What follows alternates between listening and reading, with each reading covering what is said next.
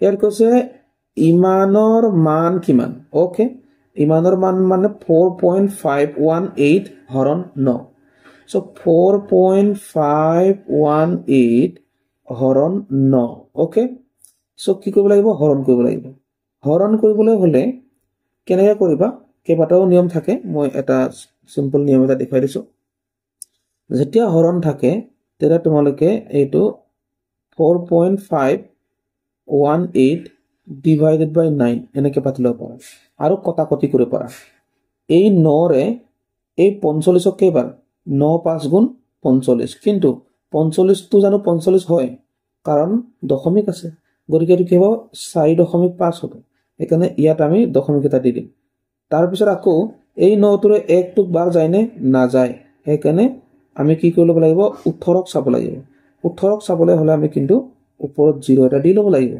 এতিয়া 9 ৰে 18ক 9 দুগুণ 18 তেনেকে ওকে বা তোমালোকে কি কৰিব পাৰা এই 9 ৰে এনেকে 4.518 এনেকে কৰিব পাৰা তাৰপিছত এই 9 ৰে 4 টু বাৰ না যায় আৰু 45ক চাব লাগিব সো 45ক চাবলৈ হলে 9 ৰে কেইবাৰ যাব 9 5 গুণ 45 কিন্তু ইয়াত দশমিক যে আছে দশমিক থকাৰ কাৰণে আমি এনেকে আৰু মই 45 বুলি কৈছো দশমিকটো নাই বুলি ভাবি পেলাই কামটো কৰিবলৈ কৈছো ঠিক আছে এটো 45 মানে কি হয় 4.5 হয় ঠিক আছে তাৰ পিছত আমি কি কৰিম বিয়োগ কৰিম বিয়োগ কৰিলে শূন্য আহিব তাৰ পিছত 1 এটা নমাই দিলে কিন্তু এইটো নটকে সৰু হৈ গল সেইকাৰণে আমি কি কৰিব লাগিব আমি ওপৰত 0 এটা দি লব লাগিব তেতিয়া এইফালে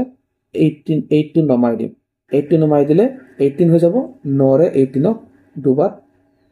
9 ৰ 18 হৈ গল এনেকে কৰিব লাগে সো উত্তৰ কি পালো